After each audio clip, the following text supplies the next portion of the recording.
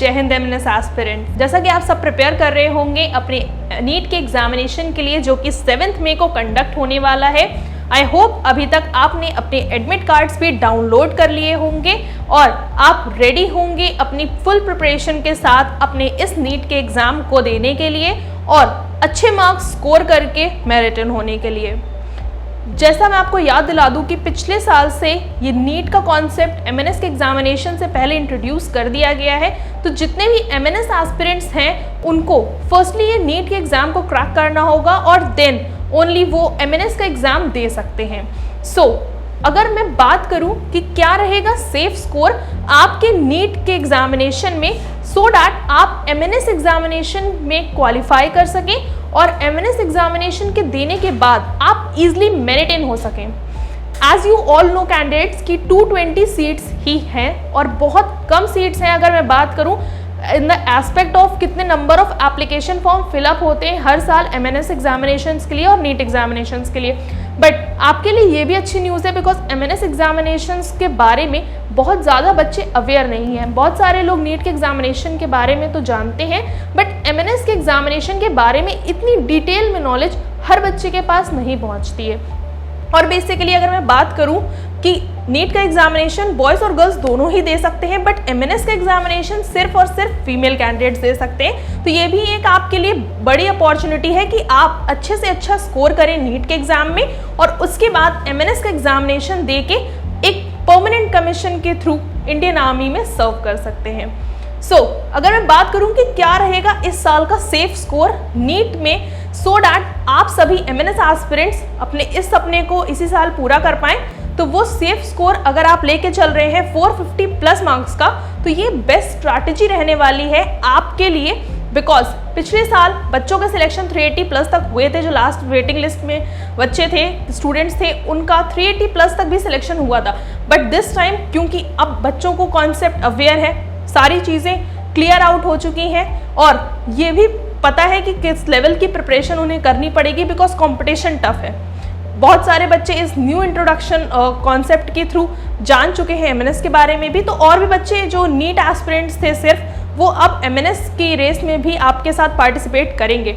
आपको क्या करना है, प्रिपेयर्ड रहना है और फोकस्ड रखना है अपना गोल कि मुझे 450 प्लस मार्क्स लेके ज़रूर से ज़रूर आने हैं इस नीट के एग्जामिनेशन में सो डैट कोई 0.00099% भी चांस ना रहे कि आप इस साल सिलेक्ट ना हो पाए और मेरिट आउट हो जाएं। तो ऐसा कोई भी चांस नहीं रखना है। 7 मई से पहले आपके साथ जुड़े हैं इसलिए क्योंकि आपको बताना चाहते हैं कुछ ऐसे टिप्स जिनसे आप इस 450 प्लस मार्क्स के जो स्कोर टारगेट है इस टारगेट को आप इजीली अचीव कर पाएंगे। Let's begin with this session और मैं आपको बताऊंगी कि क्या चीज़ें आपको अपनी माइंड में रखनी है। ऐसे कुछ पॉइंट्स आपको अपने माइंड में रखने हैं जिससे आप इस एग्ज़ाम को अच्छे से अच्छे मार्क्स के साथ स्कोर करेंगे, क्रैक करेंगे और फिर फर्दर अपने एमएनएस एग्जामिनेशंस के लिए भी इजीली क्वालिफाई कर पाएंगे। फर्स्ट टिप मेरी ये रहेगी कि सबसे पहले आप अपने माइंड को रिलैक्स रखें, खुद को काम और कूल रखें। जब आप एग्जामिनेशन सेंटर्स पे पहुँचें तो आप उसके पहले ही अपने माइंड को इतना मेकअप करके जाएं कि मुझे वहाँ पे बिल्कुल भी पैनिक नहीं होना है। एक प्रेशर ज़रूर फील होता है एग्जामिनेशन का बट जब आपकी प्रिपरेशन इतनी स्ट्रॉन्ग लेवल की हो चुकी होती है तो आपको बिल्कुल भी नर्वस नहीं होना है, बिल्कुल भी पैनिक नहीं करना है और ध्यान रखना है कि अपने माइंड को बिफोर क्वेश्चन पेपर आपको दिया जाए, हैंड ओवर किया जाए, उससे पहले आप थोड़ा सा अपने माइंड को कॉन्सेंट्रेट करें कि मैं यहाँ पे किस मोटिव से एग्जामिनेशन देने आई हूँ, कितने अच्छे से मैंने इन महीनों में प्रिपरेशन करी है। तो अब एग्ज़ाम का टाइम आ चुका है, एक ऐसा टाइम आ चुका है जब मुझे प्रूव करना है कि मैंने किस लेवल की प्रिपरेशन करी थी, उसको अब मुझे एज अ रिजल्ट शो करना है।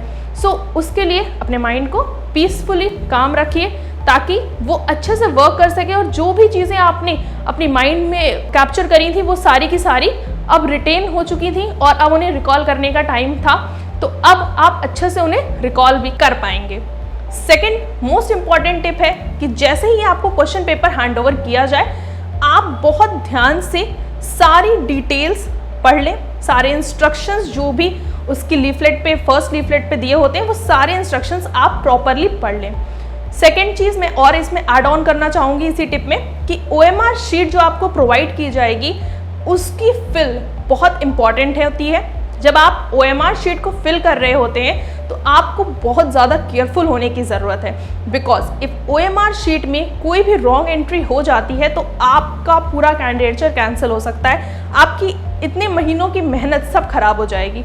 सो आपको बहुत ध्यान रखना है जब आप OMR शीट फिल कर रहे हैं, सारी डिटेल्स आप क्रॉस चेक करके उसके बाद एक बार दोबारा से देख कर ही अपने एडमिट कार्ड से फिलअप करें। किसी भी टाइप की अगर कैंडिडेट्स आपको उस टाइम कन्फ्यूजन होती है तो आप अपने इन्विजिलेटर से या जो भी पर्सन आपके उस एग्जामिनेशन हॉल में होगा आप उससे कंसल्ट करिए और उससे उसका सोल्यूशन लेकर तभी अपने OMR को फिल करिए। अगर मैं बात करूँ क्वेश्चन पेपर की, तो क्वेश्चन पेपर में भी आपके लिए कुछ इंस्ट्रक्शंस मेंशन होते हैं, whether in Hindi, in English और any other regional languages. So आपको क्या करना है, उन इंस्ट्रक्शंस को बहुत ध्यान से पढ़ लेना है। कैंडिडेट्स की अगर आपने OMR में एक भी आंसर्स मार्क कर दिए, उसके बाद आप मल्टीपल चॉइस नहीं मेक कर सकते वहाँ पे।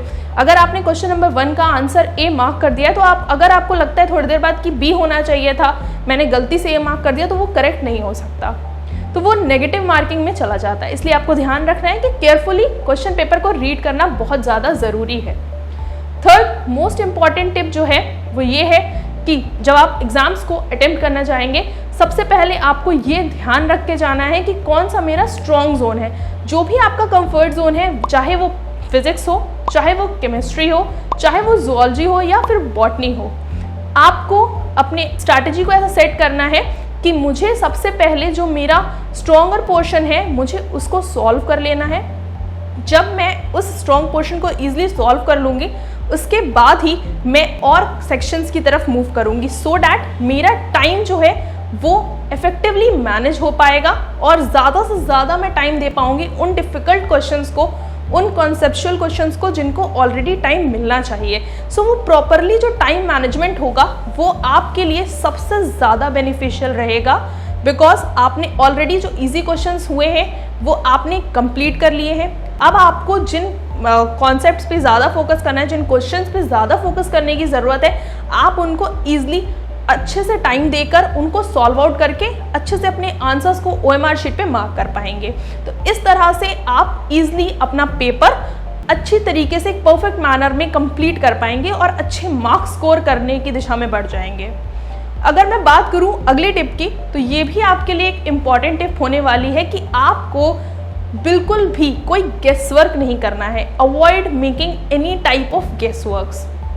बहुत सारे इंटरनेट साइट्स पर, बहुत सारे चैनल्स पर आपको ये बताया जाता है कि कैसे एक अच्छे गेस वर्क आप बना सकते हैं। ऑलमोस्ट आपको जब कॉन्सेप्ट्स क्लियर होते हैं, सम क्वेश्चंस आर देयर कि आपको थोड़ी बहुत कन्फ्यूजन होती है, बिकॉज वो कहीं ना कहीं एग्जामिनेशन का प्रेशर ही होता है जो आपको कन्फ्यूज़ कर देता है। बट आपको उस क्वेश्चन को 2-3 मिनट 2-3 सेकेंड सोचना ज़रूर है एक बार फिर से।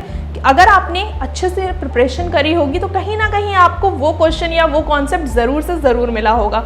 सो आपको क्या करना है, जस्ट रिकॉल करना है, 2 सेकेंड काम रहना है, अपने माइंड को रिकॉल करना है और सारे कॉन्सेप्ट्स क्लियर हो जाएंगे और फिर आप अपने आंसर्स को मार्क करिए।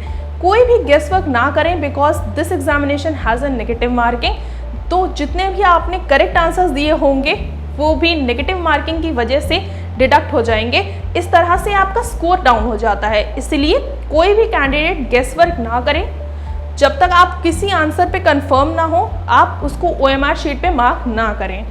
जो लास्ट के मिनट्स बचेंगे, फिर जब आप रिवाइज कर रहे होंगे, एक बार पूरी क्वेश्चन पेपर को देख रहे होंगे दोबारा से, जब आप क्रॉस चेक कर रहे होंगे सारे क्वेश्चंस आपने अटेम्प्ट कर लिए हैं या नहीं, उस टाइम अगर आपके पास टाइम बचता है और आपको लगता है कि मैं कुछ क्वेश्चंस को दोबारा रिव्यू कर सकती हूँ, तब आप दोबारा से उन क्वेश्चंस को रिव्यू करिएगा।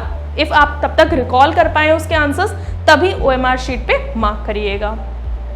तो कैंडिडेट्स, मैंने आपको इस वीडियो में एक क्लियर इंस्ट्रक्शन दिया कि किस तरह से आप अपने टारगेट जो है 450 प्लस मार्क्स का ईजिली स्कोर कर पाएंगे अगर आप मेरी बताई हुई ये सारी टिप्स को फॉलो ज़रूर करेंगे अपने एग्जामिनेशन के टाइम पे। सो आपको इन सारी टिप्स से बहुत बेनिफिट मिलेगा एंड आई होप कि आप सभी सेंचुरियन डिफेंस एकेडमी के चैनल के साथ ज़रूर जुड़े रहें, बिकॉज आपको इस चैनल के थ्रू बहुत सारी इंपॉर्टेंट इन्फॉर्मेशन मिलती रहेगी आपके एग्जामिनेशन से पहले। साथ ही साथ आपको मिलेगा यहाँ पे नीट के एग्ज़ाम का पेपर एनालिसिस ऑन 7th में आफ्टर 5 PM लाइव रहेगा हमारे YouTube के मेन चैनल पे, तो आप ज़रूर से ज़रूर हमारे चैनल को सब्सक्राइब कर लें।